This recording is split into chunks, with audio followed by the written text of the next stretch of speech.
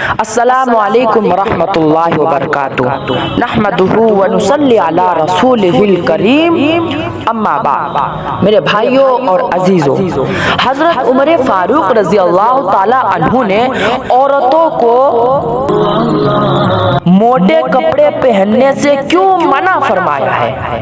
عورتوں کو موٹے کپڑے پہننے سے کیوں منع فرمایا ہے؟ محترم ناظرین، انسان کو اللہ تعالیٰ نے شرف والی مخلوق بنایا ہے اور یہ امتیاز صرف انسان کو ہی حاصل ہے کہ وہ لباس پہنتا ہے۔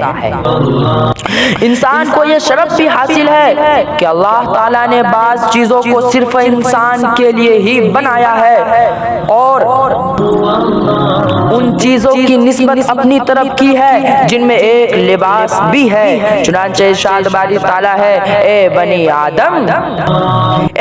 آدم، ہم نے تم پر لباس نازل کیا جو تمہاری شرمگاہوں کو ڈھانپتا ہے اور زینت بھی ہے۔ اللہ نے قرآن کریم میں ارشاد فرمایا، اے آدم کی اولاد، تمہیں شیطان نہ بہکائے جیسا کہ اس نے تمہارے ماں باپ کو بہشت سے نکال دیا، ان سے ان کے کپڑے اتروائے تاکہ تمہیں ان کی شرمگاہیں دکھائے۔ وہ اور اس کی قوم تمہیں دیکھتی ہے جہاں سے تم انہیں نہیں دیکھتے۔ ہم نے شیطان کو ان لوگوں کا دوست بنا دیا جو ایمان نہیں لاتے۔ نبی کریم صلی اللہ علیہ وسلم نے فرمایا کہ دوزخ والوں کی ایک قسم ان عورتوں کی ہے جسے میں نے نہیں دیکھا، یہ عورتیں قرب قیامت میں ظاہر ہوگی جو کپڑے پہننے کے باوجود ننگی ہوگی اور مردوں کو اپنی طرف مائل کرے گی اور خود مردوں کی طرف مائل ہوگی۔ ان عورتوں کے سر بخت اونٹوں کی طرح ایک طرف جھکے ہوئے ہوں گے۔ وہ عورتیں جنت میں داخل نہیں ہوگی اور نہ ہی جنت کی خوشبو پا سکے گی، حالانکہ جنت کی خوشبو اتنی مشافات یعنی دور سے ہی محسوس کی جا سکتی ہے۔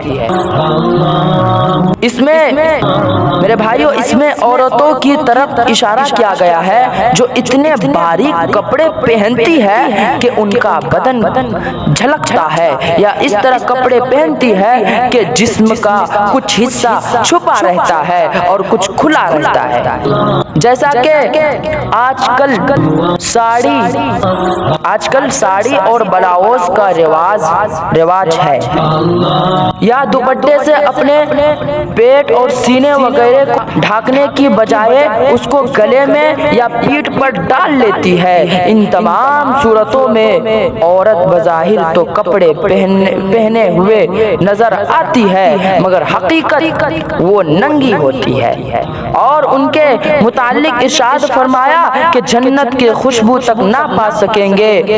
بنو تمیم کے کچھ عورتیں ام المؤمنین حضرت عائشہ صدیقہ رضی اللہ تعالی عنہا کی خدمت میں آئے۔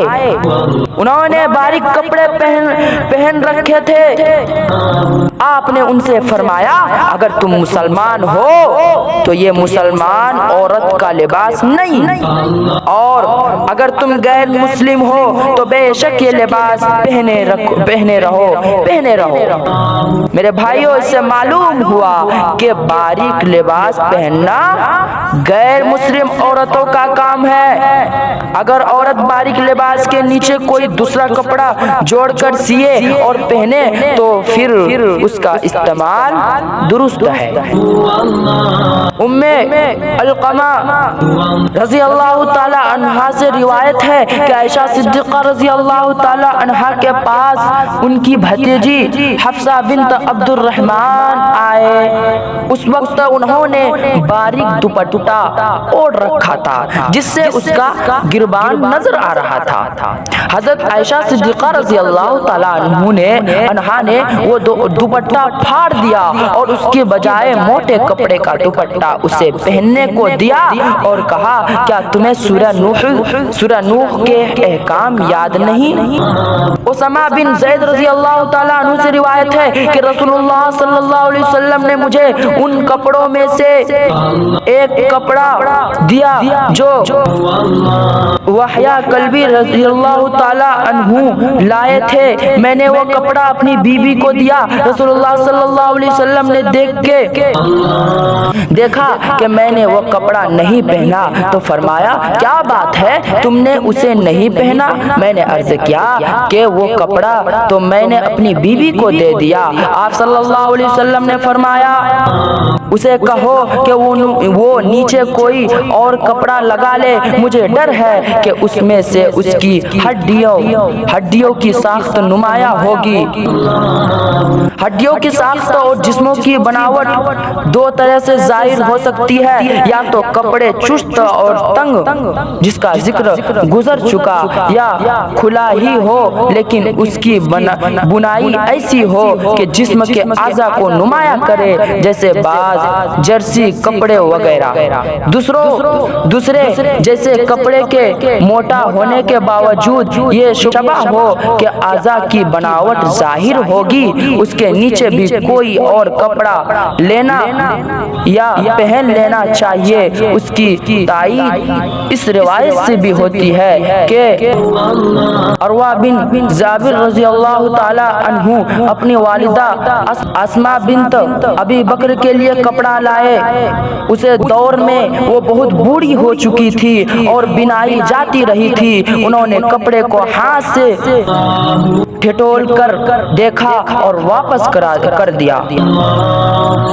منظر نے کہا اماں جان یہ کپڑا اشفاف باریک تو نہیں ہے کہ جس سے جسم کے اعضاء نمایاں ہو جائے؟ انہوں نے جواب دیا شفاف باریک تو نہیں لیکن جس کی ساخت کو نمایاں کرتا ہے۔ حضرت عمر فاروق رضی اللہ تعالیٰ عنہ کے پاس ایک قطانی کپڑا آیا تو آپ نے اسے تقسیم کر دیا، لیکن آپ کو اس کے بعد خیال آیا اور فرمایا خیال رکھنا تمہاری عورتیں جھپٹ نہ لے۔ اس پر ایک شخص نے کہا میں نے وہ کپڑا اپنی بیوی کو پہنا کر دیکھا، وہ گھر میں چلی پھری، وہ سیدھی چلی پھر بیٹھی پھر پیٹ موڑ کر چلی، یعنی ہم نے گھر میں کپڑے کو اچھے طرح دیکھ لیا، میرا خیال ہے وہ کپڑا باریک نہیں ہے۔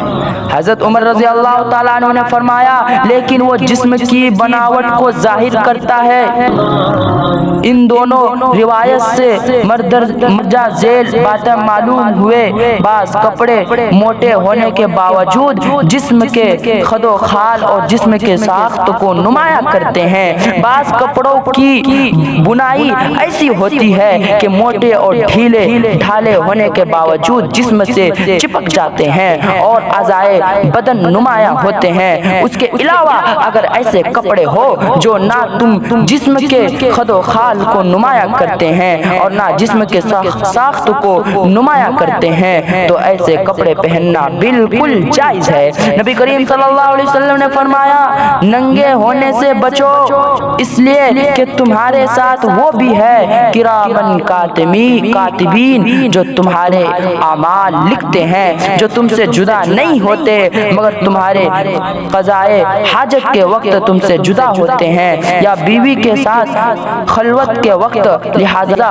ان سے شرم کرو اور ان کی عزت کرو۔ معلوم ہوا کہ تنہائی میں بھی لباس پہنے رہنا چاہیے، البتہ عورت تنہائی میں سر سے دوپٹہ اتار سکتی ہے، پنڈلیاں یا بازو ننگے کر سکتی ہے، یا یہ کسی صورت درست نہیں کہ بغیر کسی حقیقی ضرورت کے وہ اپنے گلے کا کپڑا یا ٹانگوں کا کپڑا اتار کر ننگی ہو جائے۔